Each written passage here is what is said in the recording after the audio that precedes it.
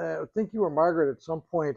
This is the authors are historians, William Strauss and Neil Howe. And the fourth turning, this is it's a historian's view of how you look at the future, which is part of what I do. I'm also a historian, which I think an amateur historian, but it deals with a lifespan. And it's a lifespan of a population that in reality, what you're looking at is change. All the issues have changed generationally. So the fourth turning, if you get a chance, even Google it and take a look at the synopsis. There's about 40 pages in Wikipedia that gives you a pretty good idea. It's an interesting take from the standpoint of going back to those of us that were born. I was born in 1943. To look at the beginnings of the world, the end of World War II. And the four turnings are 20 to 21 year spans. And this is the fourth in that sequence after World War II. Okay, so we're ready to go. This is the key question, I think, as we get into change and look at the future, is will there be bike shops in the future? How many retailers are in the room, please? Jim, okay. Everybody else over here, supply? You have an interest in this, I assume. There'll be bike shops. Say again? I need them. Yeah, okay, Jim. Like most of you, if not all of you in the room, I started in a bike shop. Started a bike shop in 1957. And it led to a career at the Schwinn Bicycle Company starting in 1966. Learned a lot from the first of the people in marketing. The first marketing people that really were brought into the bike industry came in through Schwinn, and there were many firsts through the Schwinn Bicycle Company. Later, I worked for Giant, worked for Tony Lowe, King Lou, in the American operation, and have done a great deal of consulting in different areas in the industry since. But again, going back to retail, to the beginnings, I was fortunate. The retailer that I worked for, two partners owned, Howard Hawkins and Art Engstrom. Many of you have heard this story before because you've been in my presentations before, but they founded the Park Tool Company up in St. Paul. They're still there to this day. Most of you know them from the standpoint of the blue tools that you got in your shop. So I feel kind of close to the bike industry through the bike shops, always have. And when I got to work at Schwinn, one of the great highlights of my life is I worked with George Garner. I don't know if that name rings a bell with anybody today, but George Garner was a retailer in California that had 5 stores. All of the dealers in the Midwest and the East said, "Oh, he can't do that where there's snow, man. He's good, but he can't. He's in California." And Schwinn got him to come to Northbrook, Illinois. And he proved that you can make lots of money in the bicycle business. George Garner is the retailer that's responsible for Total Store. He took retailers out of the back rooms and the back alleys and he put them out on the main streets. And he turned them into real beautiful retail stores with many of the features you see today in retailing. So that was a privilege. He also was an ornery guy to work with. But if you could put up with how strict he was, underneath that, he believed in change. Obviously, he believed in changing the market. His son still has 4 retail stores in Illinois. And they've changed, they've morphed, obviously, and progressed. But it's interesting to me that his philosophies and his family continue to be in the multi-store bicycle business. So will that continue? We're going to touch on the 4 brutal truths in the industry. Some of you were here yesterday. You got the 4 brutal truths, but I'm going to hammer away on these because I think they are telling us where we are going. Being relevant. A great deal of what bicycle dealers have to do and what you have to do as suppliers to the bike dealer is make them relevant in the market. You also have to let go. The suppliers have to work with the dealers and nurture them and let them be what they are and do best in the market, serving consumers. And not get involved in trying to run the key aspects of their business, because what suppliers have done over time, and I think most of the suppliers in the room will look at this and will agree with me, is they've impinged on the profitability of retailers. They've gone from the manufacturer brand wholesaler and they've gone all the way over to the retail side because profits are getting squeezed, the market has changed, the consumer has changed, and it's natural. It's part of the way the system operates for those that are making a short margin to make a long margin. And unfortunately, the dealer's at the end of the margin line. And if the dealer can't make the margin, but the wholesaler can, they turn to different means of distribution. In our particular case, D2C.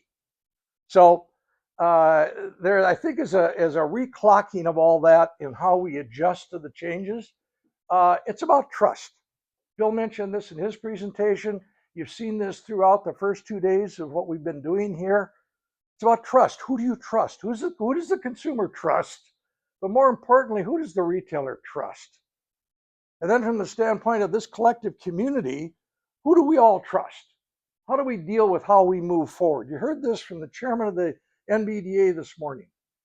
In dealing with a community that's honest, a community that tells the truth, and a community that can move forward because we can be trusted by the politicians in Washington when we ask them for change.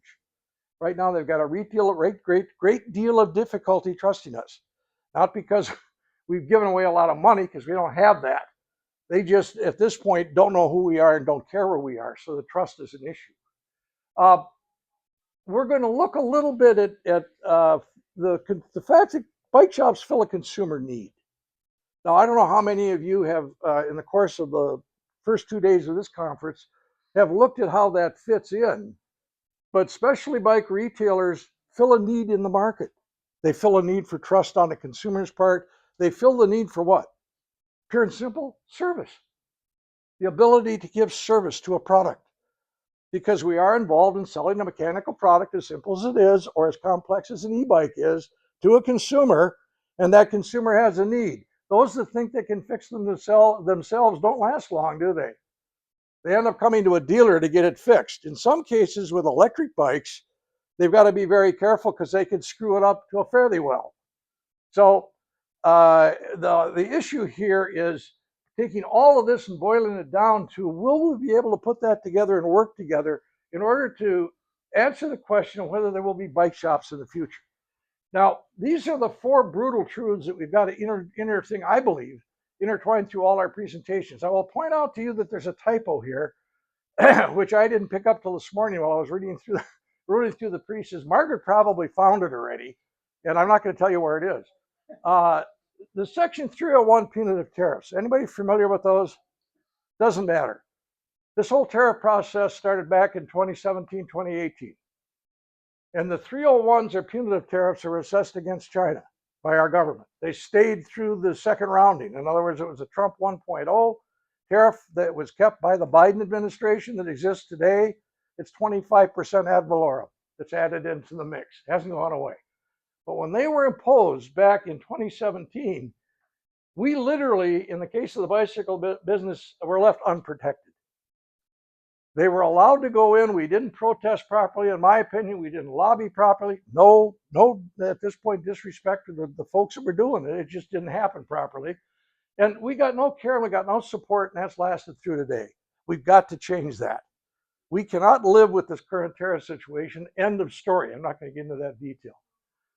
Safety. You've heard safety throughout the day today.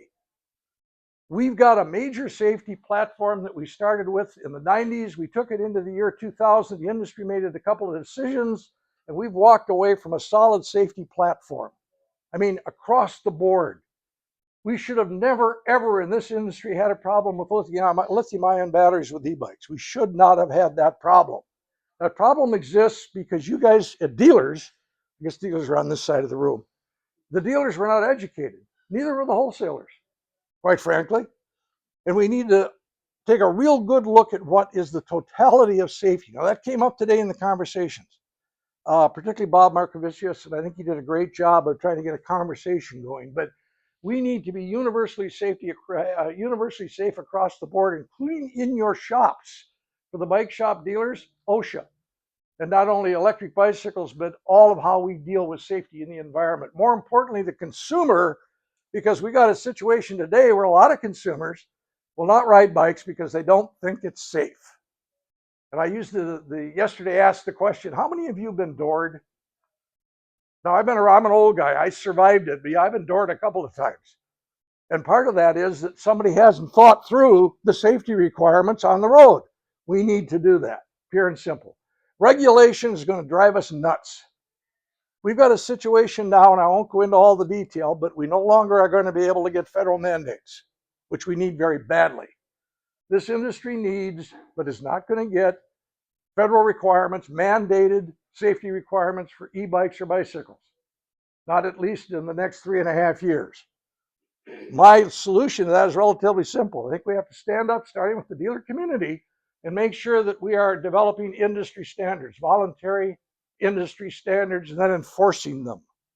Making sure that we stand up and say, we are only going to deal with the voluntary UL 2849 or the 2271 or 2272 for the lithium-ion batteries. Now, that's just the e-bike electric system. We got to add to that updating the mechanical system for the acoustic bikes, as you call them. And we know how to do it. Anybody that's been in the industry as long as I have will remember BMA 6. BMA, the Bicycle Manufacturers Association, did 6 versions of a voluntary safety standard before CPSC came along and mandated it. So it can be done. Industry's done it in the past. The industry, I believe, is going to have to pay attention to that again. And lastly is trade. And some of you don't believe this, I'm sure, and some have to think about it. My contention is that the consolidation of our industry has occurred in Europe, Asia, and America, has been relegated, and let me rephrase this. The industry is in Europe and Asia. The United States market has been relegated to third world status. Disagree? Agree? Why do I say that? Well, some of these guys have heard this before. You don't have anybody that, even the companies that are headquartered here, decisions aren't made here. How many companies that you can think about have major brands that have presidents here? Shimano, Giant, no. Those are not group presidents in the United States. Those decisions are made somewhere else. Where are those presidents and where do those corporate decisions get made? We're dealing with global players, global companies. We're a market. They love our market. But we don't have control of our own destiny.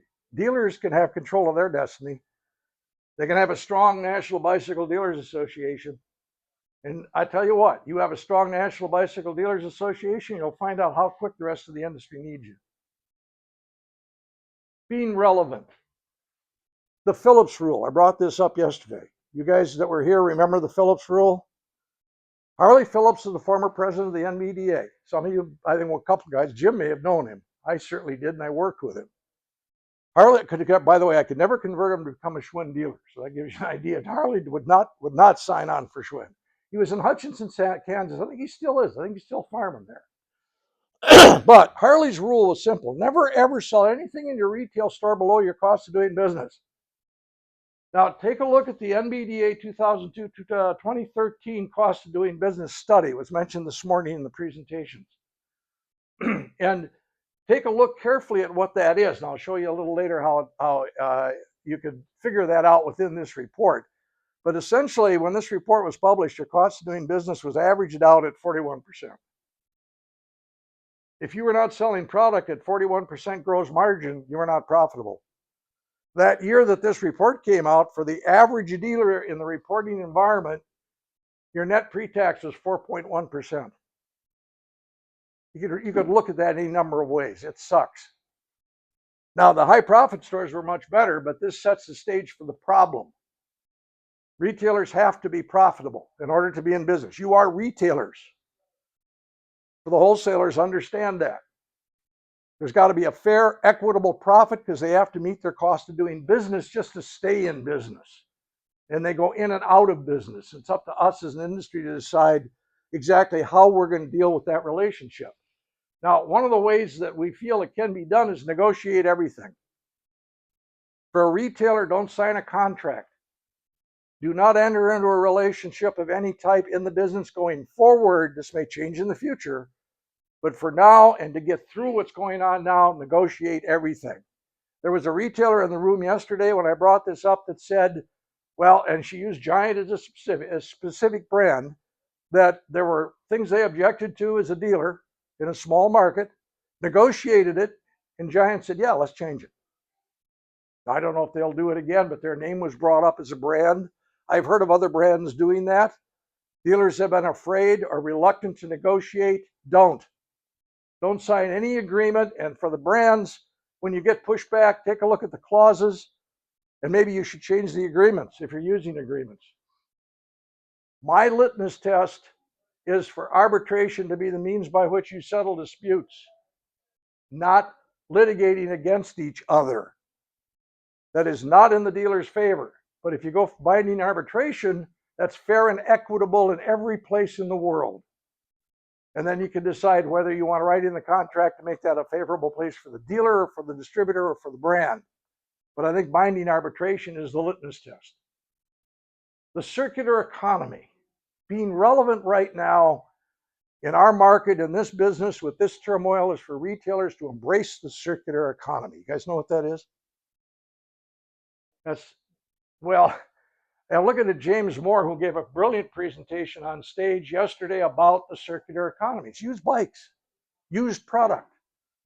And I think we're going to have to look at that going forward as a business model. We talked a bit this morning about that, but I think that's a business model for the future. And I think every brand and manufacturer has to think about that carefully as to how that's embraced. For anybody that's involved today in buying clothes or going out and doing shopping, in my case with grandchildren and my daughter, man, they go to garage sales and they go thrifting. I mean, that's a thing for a portion of the generations of the population. And your service department. I'm sure that every distributor runs into this in some form, but that is dealers giving away service. Stop it. The NBDA recommends that you take your total cost of doing business in that shop, including the shop rags, the things that Bob Markovicius was talking about this morning, come up with a total cost for the service department and margin it 60%, net pre-tax. You've got to make sure your service departments are profitable and then promote the hell out of them and make sure you merchandise them. And then lastly, write a business plan. If you want to be relevant, control your destiny. I know I asked dealers and have for years said, you guys got a business plan? Oh yeah, I got one. Can you show it to me? No, it's up here. I got a business plan up here. No, write it down. There is an old axiom. Things that get written down get done. It's true. Write it down, even if you handwrite it. A business plan. And the other key is share it with your employees. Share it with your employees and let them contribute to it. Let them say, hey, I like that or I don't like that. That doesn't work. Let me give you an idea. Be open. Be open to change. And that is one of the changes. It's no longer a dictatorship. So it's about trust. And I start out with the simple fact that, do your customers trust you? Do consumers trust you? Can you win their trust? I used the example yesterday of a fellow I know that's developing a new product, went out and did some survey work. And he said to his amazement, when he found that the one person that was trusted in bicycle retail shops above all else was, anybody want to guess? The fit guy. Why? It makes sense. That's the personal contact. That's making sure that your butt doesn't hurt. It makes sure that you get the best performance out of the bike. Now, they didn't trust the salesman. They certainly didn't trust the mechanic as much as they trusted the fit person. What's that say about your retail stores? What does it say about how vendors should work with retailers relative to who they trusted, winning trust, and beginning to develop that? It is today, if we're going to move forward and work together, and we're actually come out of this, and I mean this economic environment we're in, which 2025 at this point, many futurists, more and more economists are agreeing is a seminal year. 2025 is going to call the shot, people. It's going to make a decision whether you survive or not. And I'm talking about all of you in this room, all your disciplines, all your businesses. This year will decide. This between 2025 and 2030. These next 5 years are critical to the survival of the bicycle business in the United States, as we know it. It also is critical to the survival of the business as we know it. We've got to start making some smart decisions and working together much more closely than we have up to this point. But it's going to be all about trust. Who do we trust to survive? We also have to make sure at your level, the retail level, and the wholesalers think about this, train and educate staff. Bill talks about this. It's all the way through every organization. Train and educate staff. And what are you going to train them to do? In the case of retail, winning and holding trust of customers and make them your advocates in the market. Several of the brands in the room do that already. Influencers, the internet quality of influencer, but they won't do that unless they trust you. And then also, the customer is always right. You can express this a lot of different ways, but for the retailers in the room, drop the attitude. For the wholesalers and brands in the room, understand that an elitist attitude is interesting, but it's only that. It will not win customers. Drop the attitude. We used to talk about in the shop vernacular, a newbie was called a Fred. It's a derogatory term for a relative to, yep, there's a guy that knows what I'm talking about. You don't do that. You train your staff, make sure they understand everybody that walks in that door is a potential customer. Everybody, no matter what the age. When I did consulting work with major retailers, there was a top 10 store that I would visit on a monthly basis. Now again, I'm 81 years old now, but I was like 60 or 70 when I was doing this. Still had the beard, still it was gray. But I would walk from the front door to the back door, and this was a big store. Big store. This is the number one store out of 6. And the whole goal was be recognized, be greeted. 9 times out of 10, no. And not only could I get to the back, I turned around right out the front, walking slowly. And no employees said, sir, can I help you? Hi, I'd like to chat with you. What are you looking for? I mean, anything. No. And so I'd go back and see the boss in the monthly meeting and explain which stores didn't say hi, didn't greet. So it's what you guys do to train and teach employees regularly. And for the brands and manufacturers, help the dealers. Make sure that you're providing what you can in the way of resources, particularly through road staff. To the reps that are out there, they can become teachers and begin to help teach on the customer service side. Now, I mentioned the customer is always right. I come out of a retail training environment in high school. And I got that the place where I worked and got credit for working was the bike shop. But from the standpoint of the customer, one of the things we were basically taught is the customer's always right. But there's a flip side to that. A lot of dealers don't want to hear that. A lot of companies don't want to hear that because you can give away the store. So the real training and education is, how do you make sure the customer is always right, but you do that without giving all the profit away and giving away the store? I'm not going to go into that training aspect, but I think it's an important issue to the trust issue, because we're trying to win the trust of the consumers that walk in the door, even those that may not buy on the spot, but you become relevant to them and you're hoping they'll come back and buy from you. But you've got to make sure that the customer's happy, the customer's always right, and you make money in the process. So that's part and part of the equation.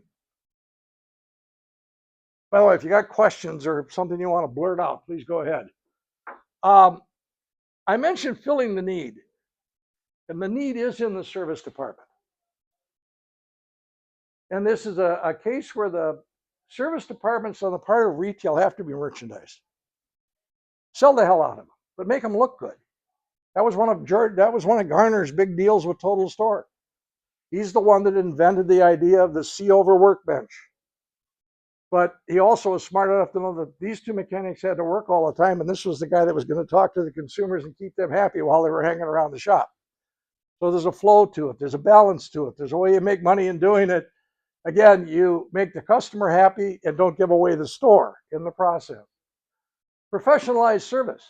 We learned yesterday that we now have in the bicycle industry an apprentice program for mechanics for service. An apprentice program. Department of Labor has just approved it. It was a dealer, one of your own, that pushed this for years. But we now have recognition from the Department of Labor for a professional program, an apprenticeship program for bike mechanics. This is a case where we know that we're going tonight, we can go to a college program, a 2-year program, but every bike retailer in the room will tell you that if you're going to get somebody who's gone through a 2-year program at a college or a vocational college level and they come into a bike shop, they're still going to have to train them because they're not trained service mechanics. An apprenticeship program, our own apprenticeship program, will give us that ability. And we can learn more about that in talking to the NBDA. But that just broke yesterday. So that, and remember, relative to your service department, the Phillips rule. Know what your cost of doing business is, and remember that the recommendation is margin the cost of your service department by 60% gross margin. Now, this goes back to the cost of doing business study, and I mentioned total operating expense 41%, the net operating profit 4.7%. I was like 2 points low, and that was on average for all the retailers that responded to that study. 4.7% gross margin pre-tax. That can't be. Now, we started to change that, I'm sure, when we get the next study out that's going to go up. But you got to understand that if you undercut margin from a supplier standpoint at the retail level, it not only hurts the retailer, may put them out of business, but they're going to walk away from you because they're going to figure out the circular economy. Take a look at the bar at the top. Gross margin on used bicycles, including used e-bikes, 50% gross margin on average. James here will tell you that he does over 70% gross margin on used product. I won't go into his presentation, but you can chat with him about that. Look what's at the bottom, e-bikes. The average gross margin, 29%. Now, this was 2022, 2023. This was when we were in the midst of blowing off inventory, when there was a major problem in the market, when we were trying to deal with readjusting. It hasn't changed much, but bicycles are just above them. That's 32. Now, I could tell you back in the day of George Garner, 32 was a good gross margin on bikes, given the cost of business. You lose money at that today. So again, we've got to make adjustments, but if you really want to make money and get into it quickly, take a look at the circular economy, 50% gross margin on average on used product. So will there be bike shops in the future? The answer is yes. They just won't be the bike shops I started to work in 1957, or that when I got to Schwinn, I was able to sell to dealers as the total store program, because it's all changed. It's changing as we sit in this room and talk. It's changing because yesterday we got ourselves our own apprenticeship program for service, for training mechanics. How wonderful is that? Now we have to do something with it. So it's evolving, it's changing. One of the examples I like to use that I used yesterday is, do you know what happened in December of 1907 in the United States? Now I'm looking at some of you kids that are young. In fact, I'm looking at everybody that's young. Tell when you get old. What happened in December 1907? Anybody remember their history? Anybody heard of the Wright brothers? I do, because you told us yesterday. Yeah. Well, we won't go there. Yeah. Now, that excites me. I think the industry underplays the whole issue of the airplane, invented by two bike mechanics in Dayton, Ohio. Two bike mechanics. Not only did they have to invent the airplane, they wanted to fly. They invented the airplane engine as they knew it then, four-cylinder aluminum engine. Then they had to learn how to fly. They patented all that. These are a couple of bike mechanics that figured that out. We can figure this out. It's a good base for what we need to do going forward. Because I tell you what, if we can invent human-powered flight, we in the bike business, bicycle shop business, can invent human-powered flight, we can survive what's going on in 2005 through 2030. If we work together, if all the entities in this room, brands, suppliers, dealers, component suppliers, electric bicycle suppliers, all work together, and we trust each other. We truly trust each other. We can be honest, we still can do business. We don't have to give away the store. But what's the bike shop of the future going to look like? The upper left, from your standpoint, that's Heritage General Store. Anybody know who that is? Chicago. How many stores? 5. Yeah. Well, yeah, 4. He shut one down. 4. That's a bike shop. They do their own bikes. Some of the guys know them, some don't. But what does it look like from this view? You see the bike in the corner. It's one of their products that they make. That's a coffee shop. In fact, actually, they do lunch. It's a format that they've developed to make sure the customers come in on a regular basis and get exposed to the bicycle product. And they figured out what they need for the number of times they come in the store in order to sell them a bike product along with the other services. Then they got that figured out financially, so that covers the overheads. The one on the right, just a coffee bar. You got Beeline. It's an example of one of the mobiles. Some dealers have taken and melded that and have mobile service that they offer. It depends on the mix.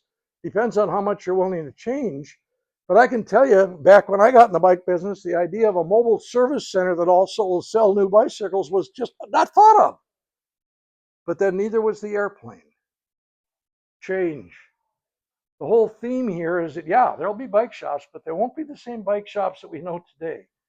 Now, these are just examples of smaller formats. But they are retail bike stores, some by appointment, some doing higher end product. Again, think of used in the mix for higher end. I know all of a sudden in the last couple of months, the idea of a $15,000 all suspension mountain bike kind of went to, oh, what the heck, let's spend the money on a used for $6,000 or $7,000. They're warranted, they're refurbished. Or look at what you can do culturally in a community by providing bicycles to the whole of that community and getting more people involved in bicycle riding. So bike shops will be different. And then if you look to the future, to wrap up here, take a look at that slide in the middle. Cool, 3D printed bike parts. Anybody familiar with 3D printing? Additive manufacturing. Bicycle shops, my prediction is bicycle shops in the future will 3D print accessories and parts. If we get pressed on this tariff situation and we can't clean up this financial mess we're in, they're going to make bicycles. The 3D printers are up on the upper left. These are different sizes and types. The one on the right is a commercial 3D printer. We started to make prototypes for clients 10 years ago. A lot of the automotive industry and the racing community has their products made in prototype shops, 3D printed. Additive manufacturing is spun out of that. So we will find an answer. I envision that bigger bike shops are going to 3D print product on site. The issue, of course, is the digital file. Shimano's not going to give those up. They might license them. Shimano very well may decide, well, maybe this is a better, cleaner way. My business partner, Mike Fritz, is a pilot. He's also an engineer, smart guy. But I can tell you that every small to medium airport in the United States no longer has repair parts for airplanes. They've got 3D printers. FAA has signed off on the quality and the safety of the parts they can 3D print to get small airplanes and even big commercial craft back into service. They no longer deal with the logistics of hardline parts. They deal with software and digital files. And 3D printers and the material they use will give you a FAA quality part from a quality standpoint. Does that mean we can do that with bike parts? Hell yes. So will there be bike shop? Those 2 bikes on the bottom, everything but the tires and the spokes and the nipples, I'm not sure about the rims, are 3D printed. They're doing frames and forks in Europe and Asia as we speak today, right now. And so can that be transferred? I can envision a time, Q makes your own wheels in the big wheel department. I envision the day when you're going to have these printers in that same type of an environment, you're going to be making your bikes on site. If we can't figure anything else financially out, we're not giving up being in the bike business. So you're going to supply your dealers with a high quality 3D printed product. And we don't have to deal with the old ways of tooling up. Because I can tell you the whole vision of, hey, we're going to start making bikes in this country because of the tariffs. I'm not going to live that long. Most of you won't either. The investments are too great, the capital demands are too great, and the time to go from a green field to producing a product could be anywhere from 8 to 10 years. Minimum 5 if you really rush, if somebody will put the coin on the table. Whereas additive manufacturing can be done next year. So there will be change, massive change in the way we see product flowing through the system. But at the end of the day, there will be bike shops that will sell that product. So how many of you have heard of and Bill mentioned this, has been mentioned in numerous presentations, Bob Markovicius brought this up. How many of you are P2 members? James, you guys from Iowa? You guys are suppliers, I assume, on this side. P2 groups are amazing. And I think you heard this in the main stage earlier. There's been no dealer in a P2 group that said it has not made money for them. You got 7 P2 groups now? Yes. How many dealers? And no dealer has said they haven't made money as a P2 member. Now, it costs you to be a member, so you may want to talk to Heather and the NBDA about how you can build a program to become a retailer at a P2, or for the suppliers like Q, is help the P2 programs, assist the P2 programs. You just heard at the end of the Q presentation, Margaret say that, hey, look, guys, your finance department and your finance people are going to hold classes, and this is the second or the third for dealers, members of P2 groups. So this is another way that the dealers will survive. And you answer the question, or answer my question, is will there be dealers, bicycle dealers in the future? Yeah, and they will probably be P2 members. So the more you populate that P2 community, the more the supplier community helps P2 groups and helps the NBDA expand that program. These are 20 groups. I mean, I was in the campground business for years in Wisconsin, and what saved the campground industry years ago were 20 groups, P2 groups. They're well known in the motorcycle industry, in the automotive industry. So this is not some idea that doesn't work. This is something that's been just enormously beneficial to many industries: motorcycle, automobile, campground, bicycle. So I've kind of zipped through the summary of these 5 items to give you some ideas, make you think a little bit, try to emphasize the idea that change is here now. It's coming. It's going to continue to change. I can't tell you what all the changes will be, but I tried to give you an idea of what some of them might be. And we're here to help if we can.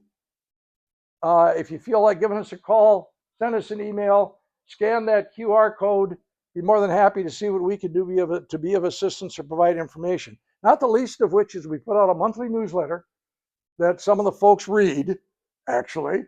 And we do a monthly podcast with the NBDA that you also can tune into on their radio program.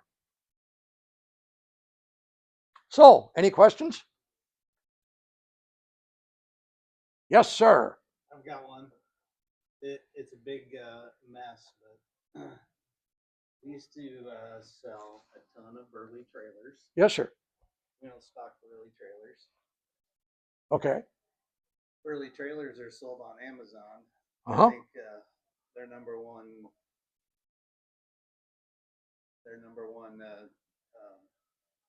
person that Burley sells to is Amazon, right? So, Bill, they're 20% off right now. Can I call QVP and say I need 20% off this trailer right now? If I were you, I'd call any wholesaler or supplier you do business with and ask. All Bill can say is no. The question is direct-to-consumer things. Yeah. Back in the early 80s, we looked through the back of those magazines and they were like mail order things, right? Yeah. And I was like, oh my gosh, how are we ever going to keep up with this? But now it's like the person standing in our store on their phone and trust. Their trust isn't there because ours is 20% more right now than. Okay, well, there's 2 answers to that. One is, at this point, you need a commerce-enabled website for your business. If you don't know how to get one of those, talk to Ryan Atkinson, because that is a way that you do commerce today. And go ahead. In other words, you've got to get in the online business. One of your brands is that I see right in your shirt. So during COVID, we sold over $1 million a month on the internet. I would say that's sumptuous, So yeah. we're pretty good at that, but we're not good at we're not a supplier. So our suppliers that we're buying stuff from are doing a better job at selling stuff to the consumers than we can do. What's your question though? My question is, we don't sell anything on the internet anymore. We completely backed out of that.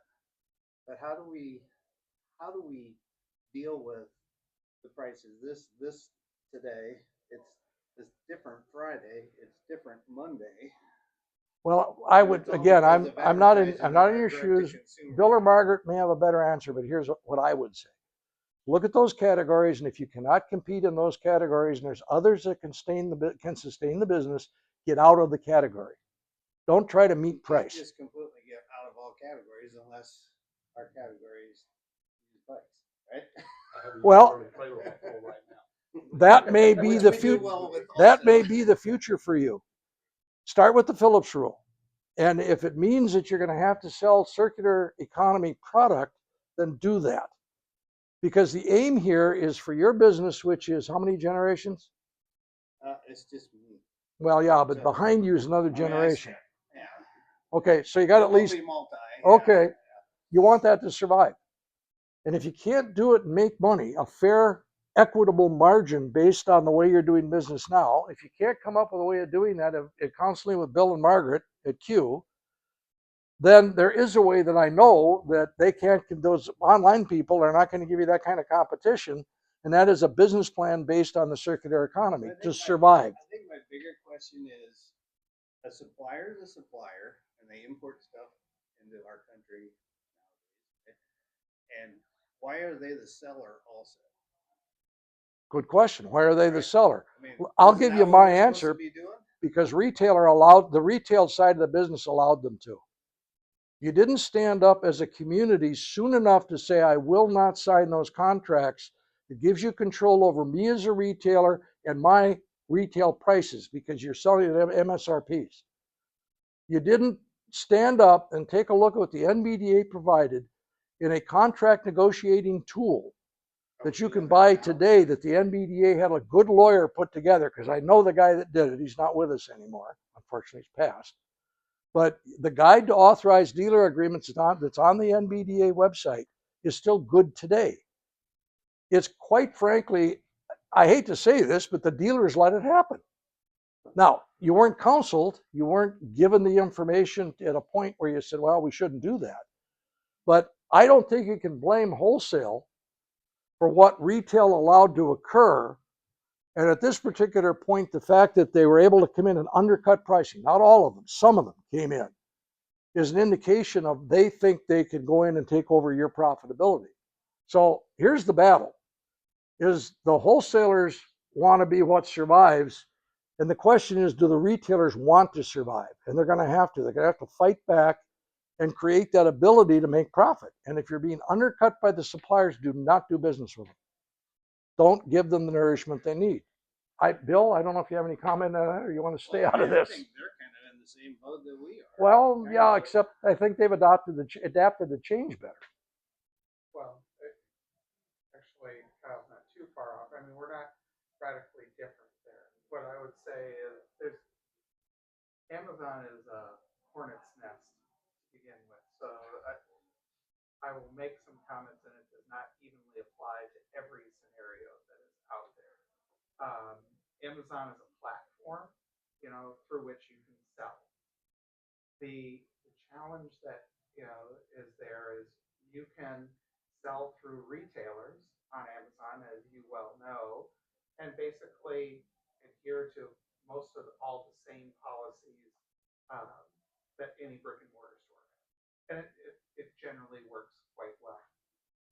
The lure is that Amazon will go to brands, they will bypass us, they'll bypass our retailer, and they will become the de facto retailer for that. And that is with Amazon. I will just say they write the rules, they change the rules, and you have no say. in that. Now, for Burley, I would tend to say they they do support, the retailers. I know they're in a situation where they've got a lot of inventory they're trying to move as well. And I don't know for a fact, but I believe with Memorial Day coming up, they have a sale that is going on. So it's temporary uh, in duration, but nonetheless, it does create this scenario that you're trying to navigate right now. Right. The question will be a week from today, is that price back up to what it normally is? And if the answer is no, then there's a fundamental issue that is there. Yep. And Amazon has also quietly said what Walmart has said. They can't hold prices going into the summer because of the tariff situation. Now, they said it once, got slapped down, but they've come back and said, so that's going to shift and change too. They don't have control of that. So it again, clean answers, there aren't any. Yeah.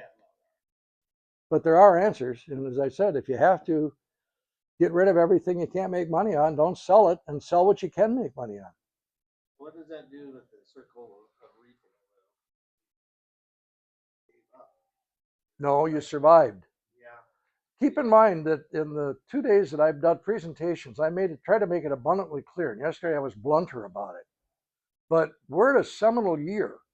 And we're clearly, I'm not trying to scare you. No, I completely. We are dealing with survival, literally. And we're going to have to make the choices that if you want your business to survive, you're going to have to make some hard decisions. I don't know if Bill disagrees with that or not, but because mine is an extremist view that 2025 is going to tell the tale. Between now and 2030, we'll make a huge decisions, or there'll be decisions made. But I'm of the view at this point that we're going to lose people unless we make hard decisions and we move towards survival. I got to be blunt about it. You want us to go? Whenever you're ready. Okay, more questions? We scare everybody? From a brand standpoint, we own brands too, right? We've had to make, we've been very slow with the DSC. And so much so it's kind of funny when we talk internally when we made the decision to have Terraville 45 North go direct to consumer 2 years ago. We were worried about selling the dealer, because we understand the impact that has. And the majority of the feedback we got was, why did it take you so long? We were so worried that we were going to upset dealers. But my point in sharing this with you is now we've just shifted all of our websites. They were all on different platforms. We've moved them over to Shopify. We want a universal, we want a good consumer experience. That's the front door of our brand. And we have very low budgets. They're less than 1% of our brand. Each brand marketing budget is less than 1%.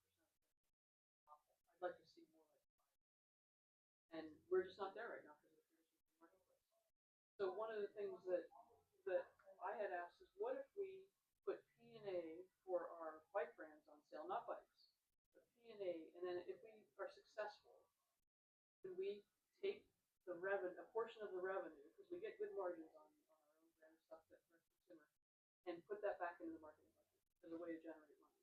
So that proposal was accepted by executive leadership. And the reason I share that with you is because we had to think outside the box as a way to increase our marketing budgets so we could raise more awareness for the brands, so we get consumers walking into the shops asking for the brands, what you all want. And it yes, it takes. Which we got the phone call from Damien, and we were on that bus. I will say some of the MSW product, we were probably doing 70 and 80% on it, which at that point then we really couldn't do that. When it was sold on Amazon. Yeah, and we're not selling MSW on Amazon anymore. That was a mistake. For that brand. I guess that was my question. How do we deal with all this? Because we want our customers to trust us. Yeah, and the trust has got to run all the way through. I mean, to me, I think it was having a discussion with if that's a supplier of yours, having a conversation with them, you've got to raise the alarm with them, and ideally your peers do as well. Say, look, this isn't tenable. It's not sustainable. Yeah. And we hear that loud and clear when you all complain to us about moves we make with our brands. And they incite a lot of decisions, and sometimes we back off.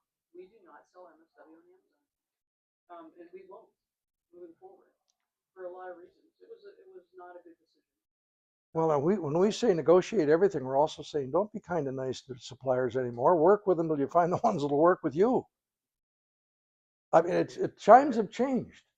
Related to that, Kyle, as it relates to the early conversation, every brand, what is challenging is that every brand is making their own decisions that are out there. So, for example, even us going direct to consumer, even if some of our TNA product was on the Amazon platform, it is something where there's still an MSRP price that is there. And Well, I can just speak to how Yeah. we, look at it, which is, let's just say we were gonna have a Memorial Day sale. It is something where, when it gets communicated that there's going to be this sale for this duration, and oh, by the way, we have adjusted our price, to allow retailers to buy at a sustainable margin for this period of time just prior to the sale, so that it's not all coming out of the retailer's pocket. That's there to Well, drive that. like Bill said, it's kind of been the Wild West for the last 5 years. Oh, yeah. It's we're going to have to deal with it in an organized way, recognizing that part of the changes that can occur can change the way we're doing business. And to keep track of that, what's the central point? What's happening? Talk to the NBDA because they're keeping track of how this is moving. But it's going to change, so it's not going to be the same as we're talking about right now. It could change tomorrow. It's going to change next week. I guarantee it's going to change next month. So keep in contact with the NBDA, take a look at the available information that's out, and be prepared to pivot and change according to what Bill, his team, Margaret's team, the NBDA, what the good people are telling you is going to help you. We got our necks on swivels. What's that? We're on swivels. Got it. Anybody else? We done? Okay, now just for everybody to know, my partner Mike Fritz has recorded today. Our ultimate aim is that we put these presentations on our website. If anybody has any problems with that or anything was discussed, just let Mike know and he can deal with it. So I ducked that. Thank you.